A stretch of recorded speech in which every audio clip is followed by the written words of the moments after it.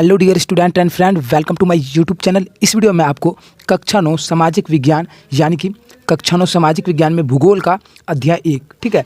किताब का नाम है समकालीन भारत यानी कि जिसे हम भूगोल भी कहते हैं, उसका अध्याय 1 यानी कि भारत आकार और स्थिति का एनसीईआरटी समाधान यानी कि आपके अभ्यास के जो प्रश्न है उसमें आपका एक मानचित्र कौशल का प्रश्न है। सो उन सभी प्रश्नों के उत्तर आपको मैप पर बताऊंगा और यह भी बताऊंगा कि आपको एनसीईआरटी का पूरा समाधान कहां और कैसे मिलेगा। तो सर्वप्रथम यह जो है यह भाग 3 है। इससे पहले जो है आपके भाग 1 भाग 2 बनाया जा चुका है। भाग 1 और भाग 2 जो है उस पर वीडियो बनाया जा चुका है। तो वह सभी वीडियो आपको ऊपर आई बटन में या फिर उन वीडियो का लिंक आपको नीचे डिस्क्रिप्शन बॉक्स में मिल जाएगा। तो सर्वप्रथम चलिए अध्याय स्टार्ट करते हैं और मैं आपको बताता हूँ कि किस भाग में मैंने क्या कवर किया था।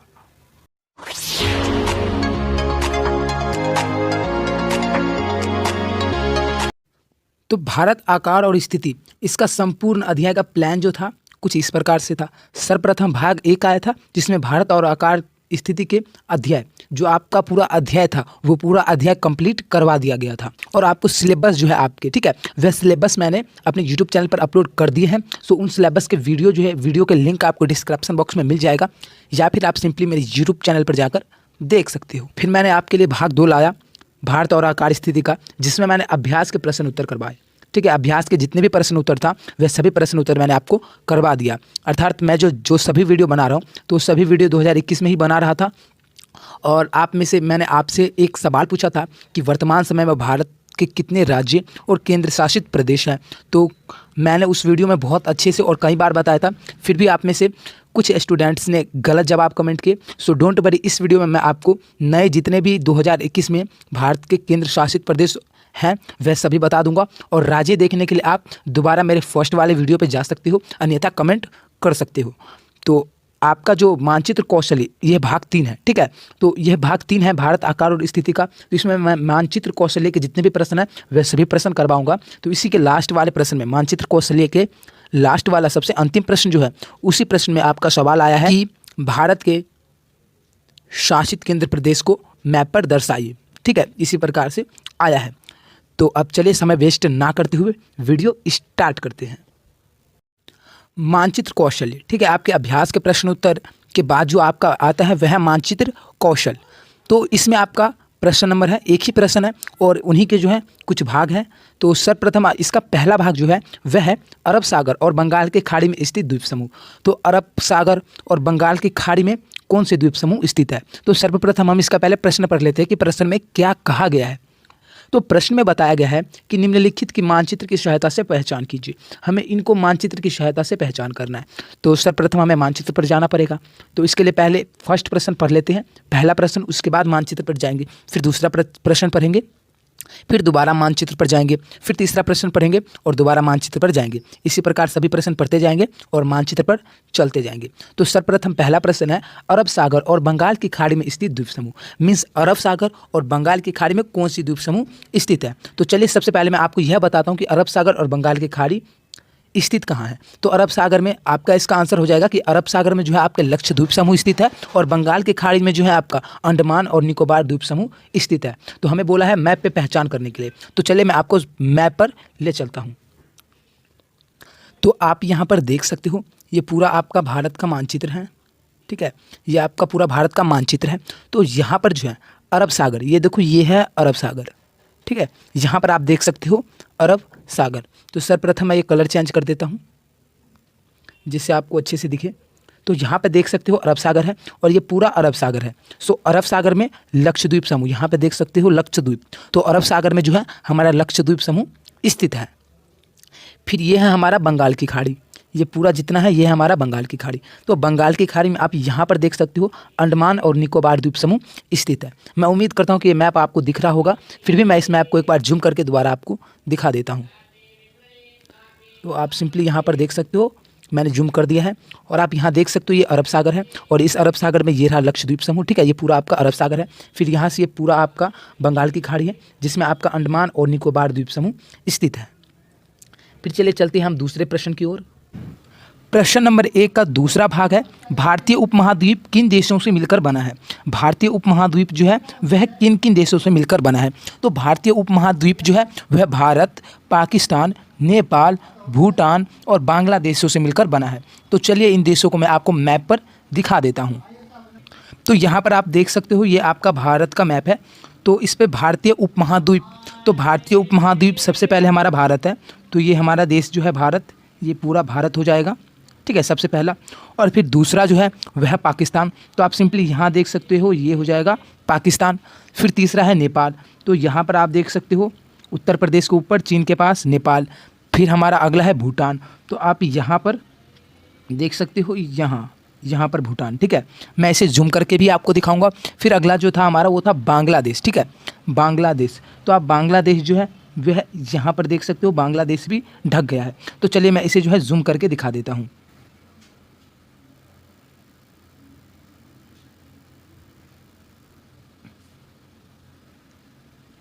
तो आप सिंपली मैं दोबारा आपको बता देता हूँ। सबसे पहले हमारा देश भारत था।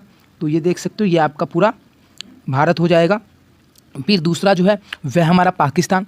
तो यहाँ पर देख सकते हो पाकिस्तान। फिर तीसरा है नेपाल। तो यहाँ पर आप देख सकते हो नेपाल। चौथा है भूटान। तो ये देख सकते हो यहाँ पर भूटान। और पाँचवा है बांग्लादेश। ये भारतीय उपमहाद्वीप है, ठीक है। पाकिस्तान, नेपाल, भारत, भूटान और बांग्लादेश ये भारतीय उपमहाद्वीप हैं। फिर प्रश्न नंबर 1 का तीसरा भाग है, कर्क रेखा कौन कौन से राज्यों से गुजरती है। कर्क रेखा जो है वह कौन कौन से राज्यों से होकर के गुजरती है। तो वैसे कर्क रेखा जो है वह गुजरात, मध्य प्रदेश, छत्तीसगढ़, झारखंड, पश्चिम बंगाल, त्रिपुरा और मिजोरम इन 8 राज्यों से होकर के गुजरती है। तो चलिए इसे सिंपली मैप पर देख लेते हैं आपके मानचित्र पर कि कर्क रेखा कौन कौन से राज्यों से होकर के गुजरती है। तो मैं यहाँ पर जो है मैप को थोड़ा पहले ही जूम कर देता हूँ और फिर आपको बताता हूँ कि कर्क रेखा कौन कौन से राज्यों से होकर के गुजरती है। तो आप सिंपली यहाँ पर देख सकते हो ये जो रेखा गई है ये है हमारी कर्क रेखा, ठीक है।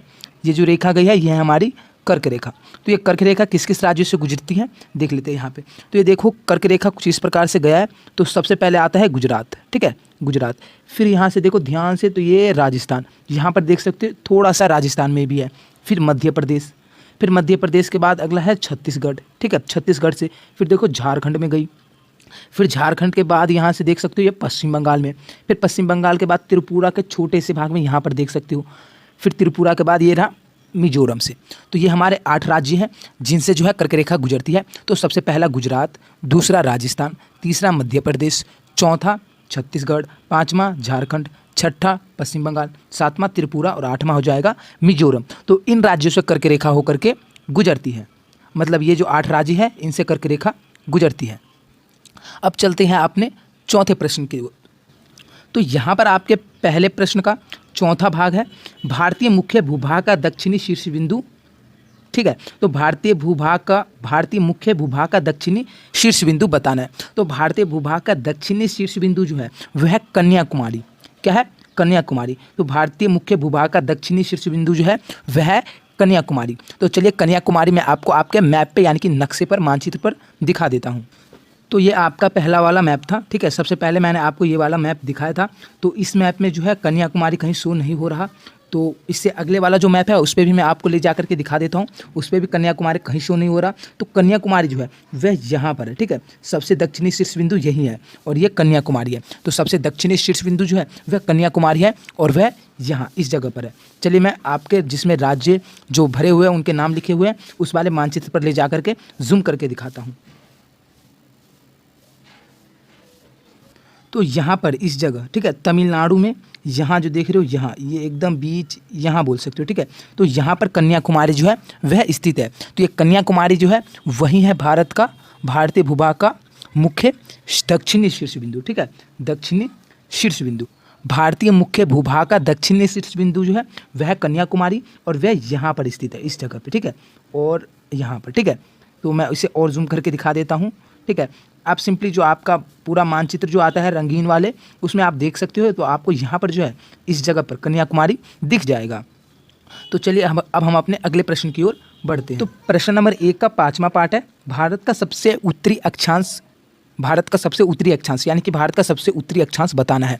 तो भारत का सबसे उत्तरी अक्षांश जो है वह है 37 डिग्री और 6 मिनट, ठीक है, 37 डिग्री 6 मिनट। और भारत का सबसे उत्तरी अक्षांश जो है वो है 37 डिग्री 6 मिनट। और भारत का सबसे दक्षिणी, ठीक है, दक्षिणी आपका प्रश्न नंबर 6 है शायद से, तो भारत का सबसे दक्षिणी अक्षांश जो है वह आपका 8 डिग्री 4 मिनट है, यानी कि कन्याकुमारी के तरफ। तो चलिए मैं आपके नेक्स्ट क्वेश्चन भी आपको देख लेता हूँ। और क्वेश्चन नंबर 5, ठीक है, क्वेश्चन नंबर 5 और नेक्स्ट पेज पे जो क्वेश्चन नंबर 6 है उन दोनों के आंसर आपको एक ही साथ बता देता हूँ। तो पहले क्वेश्चन कंफर्म कर लेते हैं कि क्वेश्चन यही है कि कुछ और है। तो यहाँ पर आप देख सकते हो आपका क्वेश्चन नंबर 6 है, अंशों में भारत के मुख्य भूभाग का दक्षिणी अक्षांश। तो यहाँ पर भी अंशों में, अगले प्रश्न में अंशों में नहीं बोला था, अंश जो होता है ये होता है डिग्री, ठीक है। तो अंशों में पूछा गया है और पिछले वाले क्वेश्चन में अंशों में नहीं पूछा गया था। सो कोई डिस्टर्ब होने की कोई यहाँ पर ज़रूरत नहीं है, यहाँ पर दक्षिणी अक्षांश ही बताना है। तो दक्षिणी अक्षांश जो है हमारे कन्याकुमारी के तरफ है और भारत का दक्षिणी अक्षांश कन्याकुमारी की तरफ है और उत्तरी अक्षांश जो है हमारा वह जम्मू कश्मीर में है। तो चलिए सिंपली वहाँ पर मैप पे जाकर के आपको दिखा देता हूँ। तो ये आपका फिर से भारत का मानचित्र है और यहाँ पर आप सिंपली देख सकते हो भारत का ये वाला जो है वह उत्तरी अक्षांश है, ठीक है। ये हमारा ऊपर ये उत्तर की ओर है और ये नीचे दक्षिण है। तो दक्षिणी अक्षांश यहाँ पर देख सकते हो 8 डिग्री 4 मिनट है और उत्तरी अक्षांश यहाँ पर देख सकते हो 37 डिग्री 6 मिनट है, ठीक है, 37 डिग्री 6 मिनट। तो मैं इसे जूम करके जो है आपको दिखा देता हूँ। तो देख सकते हो ये भारत का उत्तरी अक्षांश, भारत का उत्तरी अक्षांश जो है वह 37 डिग्री 6 मिनट और भारत का दक्षिणी अक्षांश जो है वह 8 डिग्री 4 मिनट, ठीक है। आप सिंपली यहाँ पर देख सकते हो। अब चलिए चलते हैं अपने अगले प्रश्न की तरफ, यानी कि प्रश्न नंबर 7 की तरफ। तो यहाँ पर प्रश्न नंबर 1 का भाग 7, ठीक है, प्रश्न नंबर 1 का पार्ट 7 है, भारत का सबसे पूर्वी और पश्चिमी देशांतर। हमसे दक्षिणी देशांतर भी पूछ लिया गया, उत्तरी देशांतर भी पूछ लिया गया। अब 2 ही देशांतर बचे, एक पूर्वी एक पश्चिमी। तो भारत का पूर्वी देशांतर जो है वह 97 डिग्री 25 मिनट और भारत का पश्चिमी देशांतर जो है वह 68 डिग्री 7 मिनट। तो चलिए इन दोनों को भी मैं आपको आपके मैप पर ही दिखा देता हूँ, अर्थात मानचित्र पर ही दिखा देता हूँ। तो चलिए मानचित्र पर चलते हैं। सो आप यहाँ सिंपली देख सकते हो ये जो है वह है भारत का पश्चिमी देशांतर जो कि 68 डिग्री 7 मिनट है और यह है भारत का पूर्वी देशांतर जो कि 97 डिग्री 25 मिनट है, ठीक है। तो इसे मैं आपको जूम करके एक बार दिखा देता हूँ। तो ये हो गया जूम। तो यहाँ पर देख सकते हो 68 डिग्री 7 मिनट ये है हमारा पश्चिमी देशांतर और ये 97 डिग्री 25 मिनट ये है हमारा पूर्वी देशांतर, ठीक है। तो इस प्रकार से हमारे 7वें प्रश्न भी हो जाता है कंप्लीट। अब चलते हैं हम अपने 8वें प्रश्न की तरफ। तो प्रश्न नंबर 1 का 8वां भाग है, सबसे लंबी तटरेखा वाला राज्य। तो यहाँ पर सबसे लंबी तटरेखा वाला राज्य, तो यहाँ पर ये क्वेश्चन जो है इस प्रश्न को और भी ज़्यादा बेटर बनाया जा सकता था। भारत का सबसे लंबी तटरेखा वाला राज्य, तो भारत का सबसे लंबी तटरेखा वाला राज्य, तटरेखा वाला राज्य जो है वह है हमारा गुजरात, ठीक है। गुजरात ही एक ऐसा राज्य है जिसका जो है वह बहुत ही ज़्यादा लंबा है, मीन्स भारत के अन्य राज्यों से लंबा है। तो चलिए अब आपको मैं गुजरात जो है सिंपली दिखा देता हूँ। तो आप यहाँ पर देख सकते हो ये है गुजरात, ठीक है, ये है यहाँ पर गुजरात। तो मैं एक बार फिर से जूम करके दिखा देता हूँ। तो ये देख सकते हो ये गुजरात है जिसकी तटरेखा ये टेढ़ा यहाँ, ठीक है, यहाँ से यहाँ तक है, ठीक है। टोटल मिला करके गुजरात का जो तटरेखा है ये यहाँ से शुरू है और इस प्रकार से यहाँ से लेकर के यहाँ तक है। सो इतनी बड़ी तटरेखा जो है वह किसी भी राज्य का नहीं है। सिंपली आप देख सकते हो यहाँ पर आपको मध्य प्रदेश का लग रहा होगा, बट मध्य प्रदेश का नहीं है क्योंकि गुजरात को जो है वो मुड़ा हुआ भी है, यहाँ से पहले यूँ गया है फिर यहाँ से यूँ गया है। तो सबसे लंबी तटरेखा जो है वह गुजरात का ही है। अब चलते हैं हम अपने अगले प्रश्न नंबर 9 की तरफ।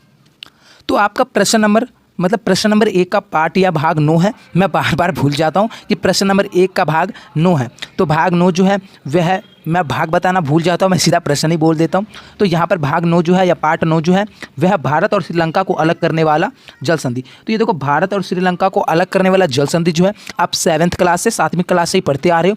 तो भारत और श्रीलंका को अलग करने वाला पाक जल संधि आपको सिंपली पता है कि कहाँ पर है, भारत और श्रीलंका के जस्ट बीच में है। तो वह सिंपली आपको पता होगा, मुझे बताने की ज़रूरत नहीं है।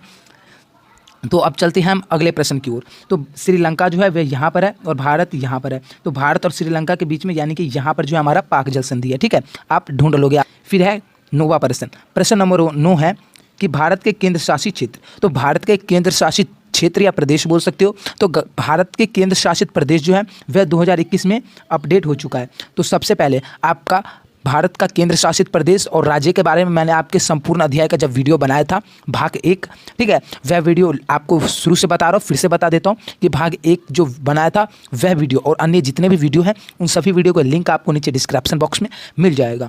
तो भारत के शासित केंद्र प्रदेश में क्या हुआ, तो सबसे पहले भारत का शासित केंद्र प्रदेश जो था वह था 7, फिर 7 से बदल कर हो गया 9, फिर 9 से बदल करके वर्तमान समय में है हमारा 8। तो चलिए आपके नए वाले जो भारत के 8 वह बता देता हूं। तो सबसे पहले 8 केंद्र शासित प्रदेश कौन कौन से हैं वह बता देता हूं, फिर इनको मैं आपको मैप पर या फिर आपके भारत का मानचित्र जो है उस पर बता दूंगा। तो सबसे पहला जो है वह अब क्रम अनुसार नहीं है, आप जो चाहे उन्हें पहले बोल सकते हो। तो सबसे पहले अंडमान और निकोबार द्वीप समूह, फिर है दिल्ली, फिर लक्षद्वीप, चंडीगढ़, पुडुचेरी, जम्मू और कश्मीर, लद्दाख, दादरा और नगर हवेली, ठीक है। तो ये 8 हो गए। पहला अंडमान और निकोबार द्वीप समूह, दूसरा दिल्ली, तीसरा लक्षद्वीप, चौथा चंडीगढ़, पांचवा पुडुचेरी, छठा जम्मू कश्मीर, सातवां लद्दाख, आठवां दादरा और नगर हवेली। तो चलिए इन 8 को जो है मैं आपको मैप पे या फिर आपके नक्शे पे मानचित्र पर दिखाता हूँ। तो सबसे पहले है हमारा अंडमान और निकोबार द्वीप समूह। तो आपको अंडमान और निकोबार द्वीप समूह कहाँ है वह प्रश्न नंबर 1 में ही पता चल गया था। तो अंडमान और निकोबार द्वीप समूह जो है वो आपका यहाँ पर है, ठीक है, अंडमान और निकोबार द्वीप समूह। फिर दूसरा दिल्ली, दिल्ली में हम रहते हैं, मैं दिल्ली से ही वीडियो बना रहा हूँ। तो दिल्ली जो है आपका सिंपली ये देख सकते हो, ये यहाँ पर जो है ये दिल्ली है। फिर दिल्ली के बाद हमारा नेक्स्ट है चंडीगढ़। तो चंडीगढ़ जो है वह चंडीगढ़ जो है सिंपली आप देख सकते हो, ये छोटा सा जो है पंजाब के यहाँ बीच में, ये हरियाणा के ऊपर, ये इस जगह पर यहाँ पर चंडीगढ़ है, ठीक है। मैं डॉट डॉट जो दिखा रहा हूँ यहाँ पर जो है आपका चंडीगढ़ है। फिर चंडीगढ़ के बाद लद्दाख, तो लद्दाख सिंपली आप यहाँ देख सकते हो, ये रहा आपका लद्दाख। और फिर नेक्स्ट है लक्षद्वीप, तो यहाँ पर देख सकते हो लक्षद्वीप। फिर है पुडुचेरी, तो यहाँ पर देख सकते हो पुडुचेरी। और फिर अगला है दादरा और नगर हवेली। तो दादरा और नगर हवेली जो है वह यहाँ पर है, ठीक है। अब इन सभी को मैं जूम करके क्रमानुसार बता देता हूँ, मतलब लाइन से बता देता हूँ। तो सबसे पहले हमारा था अंडमान और निकोबार द्वीप समूह।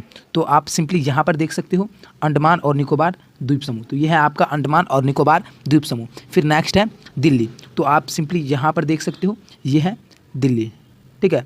और फिर दिल्ली के बाद यहाँ पर इस बीच में है चंडीगढ़, ठीक है। यहाँ पर छोटा सा जो देख सकते हो वह है हमारा चंडीगढ़। फिर चंडीगढ़ के बाद नेक्स्ट है हमारा लक्षद्वीप, तो यहाँ पर देख सकते हो, सॉरी ये रहा आपका लक्षद्वीप। फिर लक्षद्वीप के बाद है हमारा पुडुचेरी, तो आप सिंपली ये छोटा सा जो है ये है हमारा पुडुचेरी। फिर पुडुचेरी के बाद है जम्मू और कश्मीर, तो यहाँ पर देख सकते हो ये है हमारा जम्मू और कश्मीर, ठीक है, ये है जम्मू और कश्मीर। और फिर ये जो है हमारा ये है लद्दाख, ठीक है। तो आई होप आपको समझ में आ रहा होगा। तो ये लद्दाख है, ये जम्मू कश्मीर है। और फिर नेक्स्ट जो है हमारा वह है दादर और नगर हवेली। तो ये देख सकते हो यहाँ पर दादर और नगर हवेली, तो ये जो है यहाँ पर छोटा सा ये है दादरा और नगर हवेली। तो ये जो है इसमें थोड़ा मिस्टेक्स होती हैं।